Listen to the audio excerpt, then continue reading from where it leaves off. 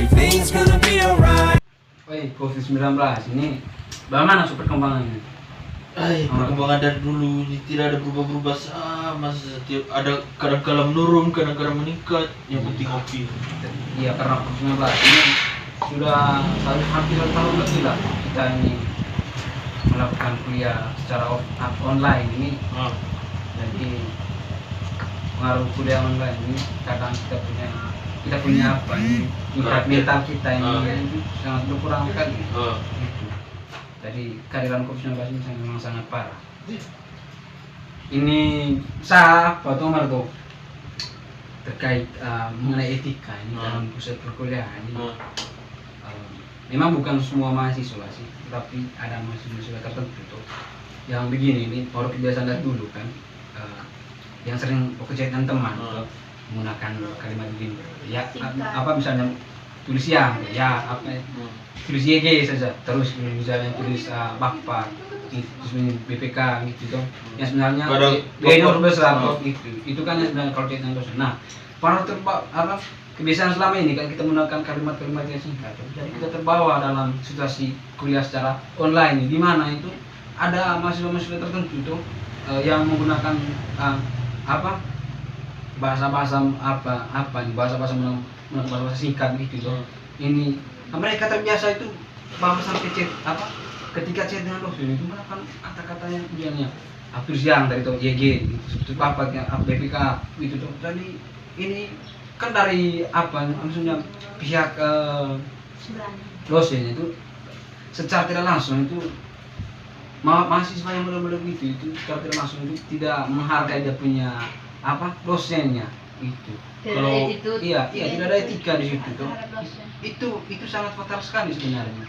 Kalau menurut saya ini peralihan sistem ini selama COVID-19 itu, yang mana sebelumnya kita itu lebih banyak bertatap muka daripada tergantung kepada media. Itu juga akan mempengaruhi etika. Karena apa? Ini pembentukan suatu etika juga menurut saya dilihat dari 2 unsur, unsur ruang dan unsur waktu. Yang pertama unsur ruang. Pada saat kita mau menyampaikan sebuah aspirasi kepada lawan bicara kita, tentunya kita melihat dulu di depan ini siapa yang dalam ruang ini, dalam ruang ini. Terus, nah di saat situasi seperti itu kita lihat dulu bahwa kita ini, misalkan saya berada dengan teman, sebelum chat dengan dosen tentunya saya bilang, teman, ini kalau misalkan saya chat begini, pasti tidak penggunaan katanya. Nah, kalau misalkan kejadian seperti tadi itu, mungkin saja si mahasiswa ini sedang sendirian gitu, tidak ada teman yang bisa memberikan arahan, penggunaan kata yang baik dalam agar tidak menyinggung perasaan dosen itu. Yang kedua, waktu.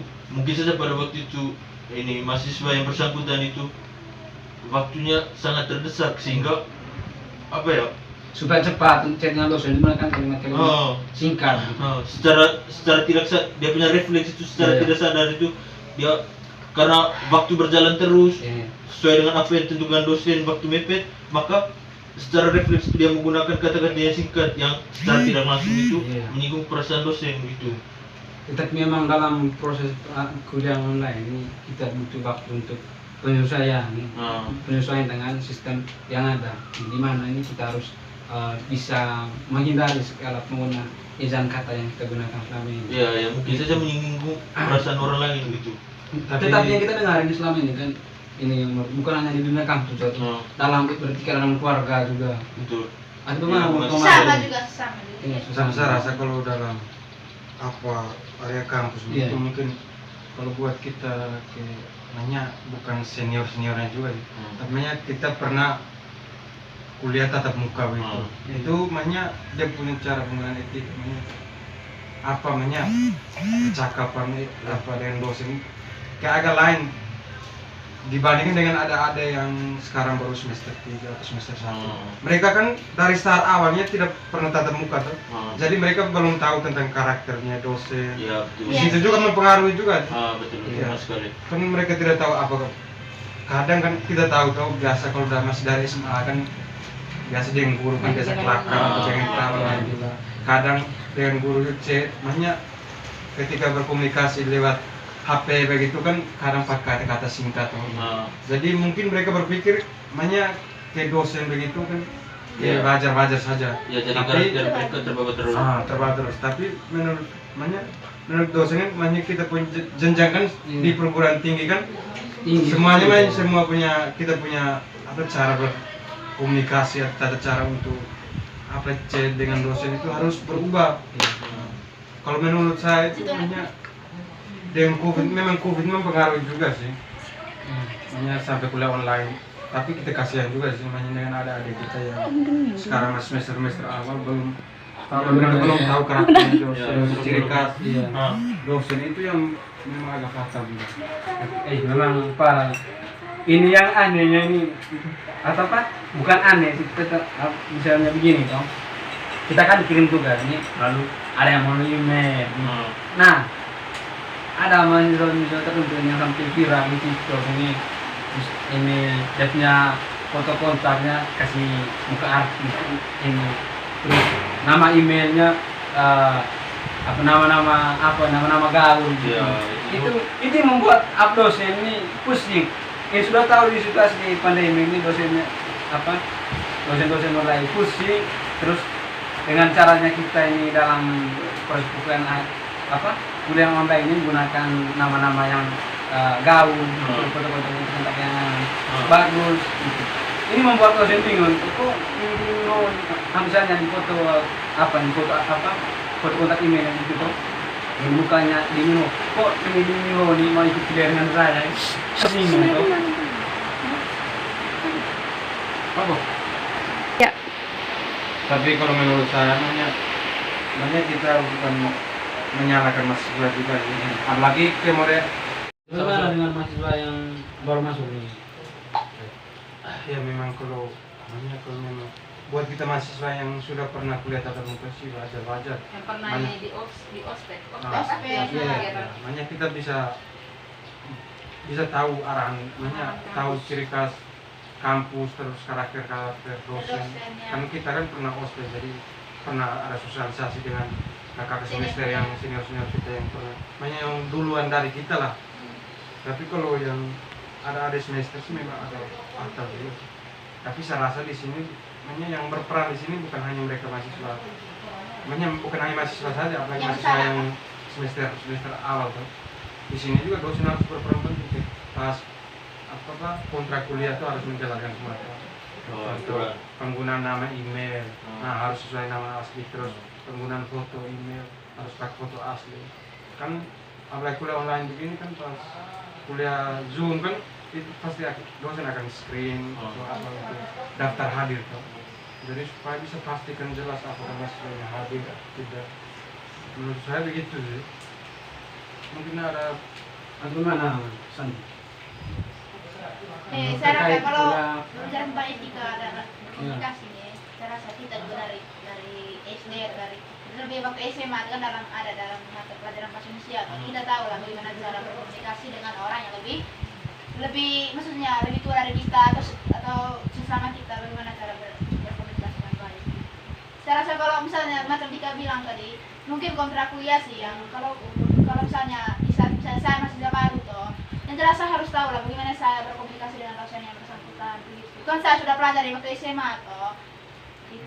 Saya rasa maksudnya kalau salah begitu tuh bukan dosen yang bersalah sih. Maksudnya bukan dosen yang bersalah, karena kita juga kalau kita harus tahu diri lah gitu.